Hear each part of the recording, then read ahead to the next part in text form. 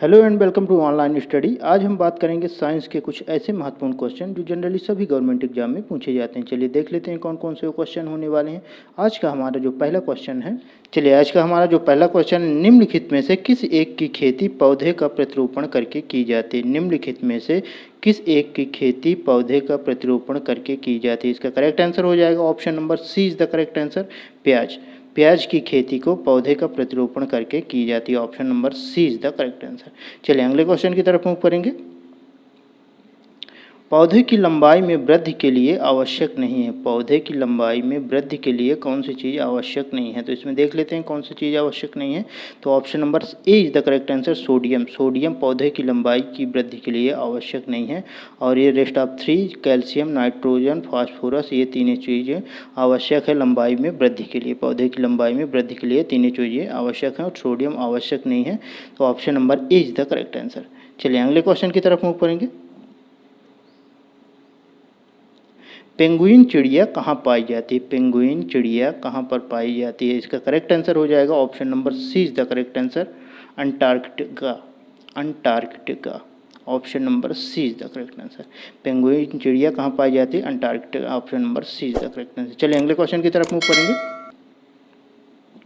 निम्न में से अंडा देने वाला स्तनधारी कौन सा है। निम्न में से अंडा देने वाला स्तनधारी कौन सा है, इसका करेक्ट आंसर हो जाएगा option number D is the correct answer, कंटीला चींटीखोर। Option number C D is the correct answer, कंटीला चींटीखोर। निम्न में से अंडा देने वाला स्तनधारी कौन सा है, तो ये option number D is the correct answer, कंटीला चींटीखोर। Option number D is the correct answer. चलिए अगले क्वेश्चन की तरफ मूव करेंगे।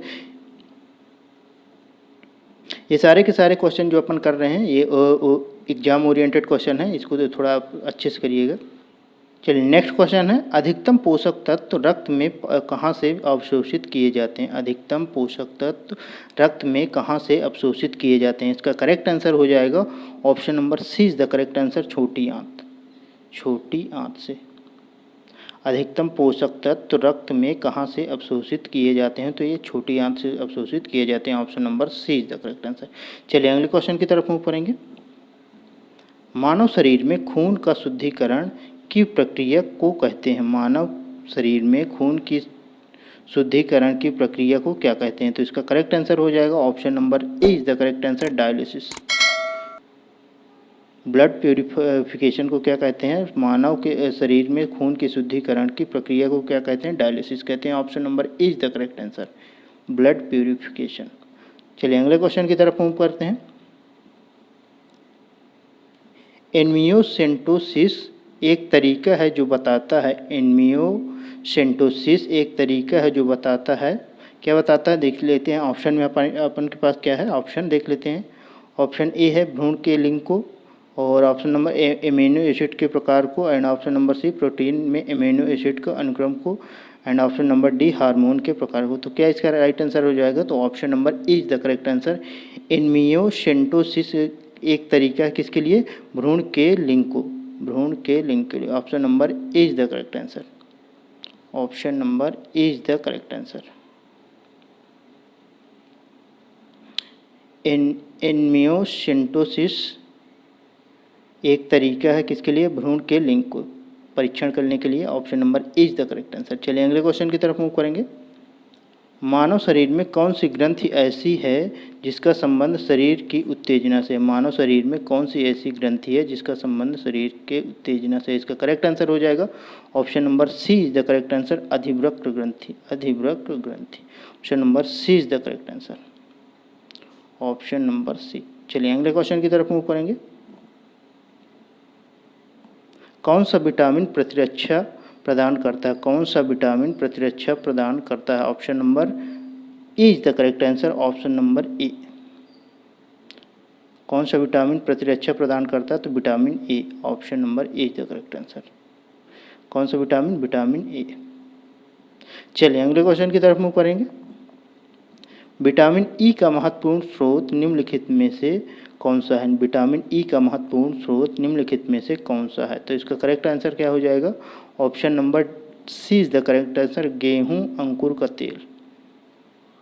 Option number C is the correct answer, गेहूं अंकुर का तेल।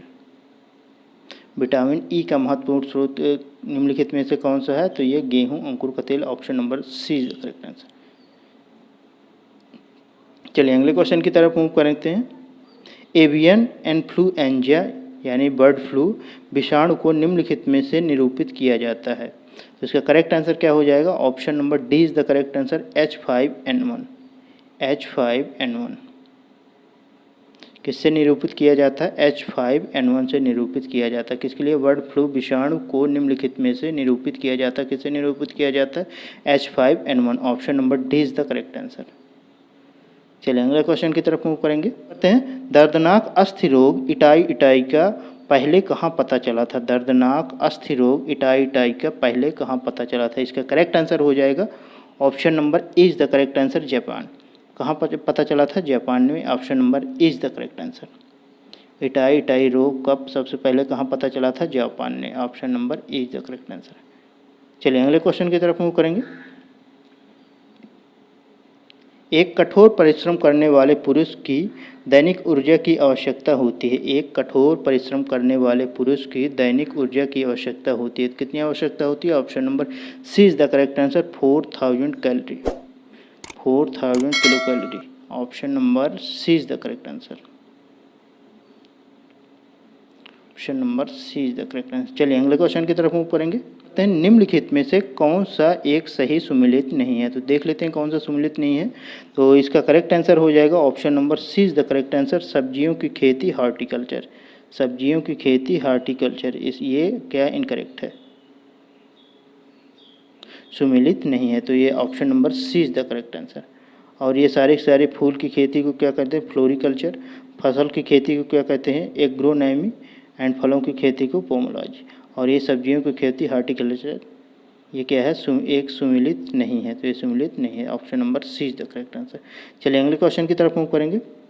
तेल प्रदूषण के नियंत्रण में प्रयुक्त होने वाला सुपर बग क्या है? तेल प्रदूषण के नियंत्रण में प्रयुक्त होने वाला सुपर बग क्या है? इसका करेक्ट आंसर हो जाएगा option number B is the correct answer, जीवाणु विकृति। जीवाणु विकृति। Option number B is the correct answer. चलिए अगले क्वेश्चन की तरफ मूव करेंगे।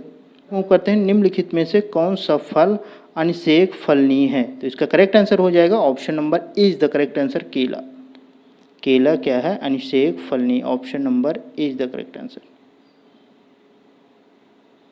चलिए अगले क्वेश्चन की तरफ मूव करेंगे।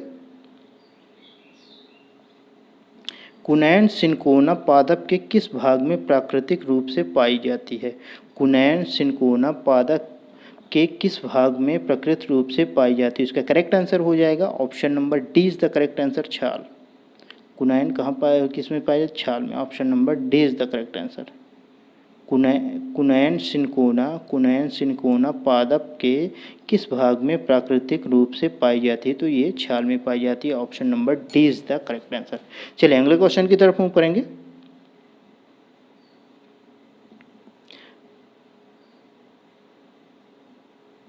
पारिस्थितिक तंत्र शब्दावली किसने प्रस्तुत की थी? पारिस्थितिक तंत्र शब्दावली किसने प्रस्तुत की थी? यानी इकोसिस्टम शब्दावली किसने प्रस्तुत की थी? इसका करेक्ट आंसर हो जाएगा option number D is the correct answer, Tansley.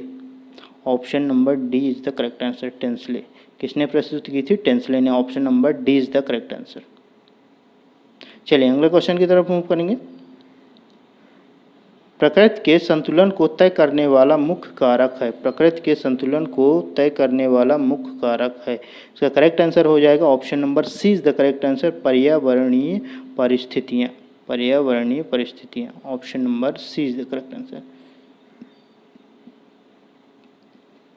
चलिए अगले क्वेश्चन की तरफ मूव करते हैं। मानव जनित पर्यावरण प्रदूषण कहलाते हैं। मानव जनित पर्यावरण प्रदूषण कहलाते हैं। काफ़ी अच्छा इंपॉर्टेंट क्वेश्चन है। इसका करेक्ट आंसर हो जाएगा option number A is the correct answer, anthropogenic. Anthropogenic is the correct answer. Option number A is the correct answer. मानव जनित पर्यावरण प्रदूषण कहलाते हैं, क्या कहलाते हैं? Anthropogenic. The correct answer option number A. चलिए अगले क्वेश्चन की तरफ मूव करेंगे। पेरोक्सी एसिटिल नाइट्रेट यानी पैन क्या है? पेरोक्सी एस्टिल नाइट्रेट क्या है? पैन यानी क्या कहलाते हैं? इसका करेक्ट आंसर हो जाएगा option number C is the correct answer, गौण प्रदूषक। Option number C is the correct answer, गौण प्रदूषक। Option number C is the correct answer. चलिए अगले क्वेश्चन की तरफ मूव करेंगे। रेबीज के टीके की खोज किसने की थी? रेबीज की टीके की खोज किसने की थी? रेबीज किस में यूज किया जाता है ये टीके को?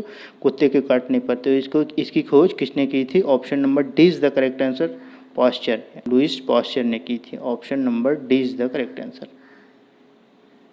चलिए अगले क्वेश्चन की तरफ मूव करेंगे। हृदय का पहला प्रतिस्थापन किसके द्वारा किया गया था? हृदय का पहला प्रतिस्थापन किसके द्वारा किया गया था? काफ़ी इंपॉर्टेंट क्वेश्चन है। चलिए देख लेते हैं इसका आंसर क्या हो जाएगा। इसका जो राइट आंसर हो जाएगा option number C is the correct answer, doctor Christian Barnard ने। Option number C is the correct answer, doctor Christian Barnard ने किया था। Option number D C is the correct answer.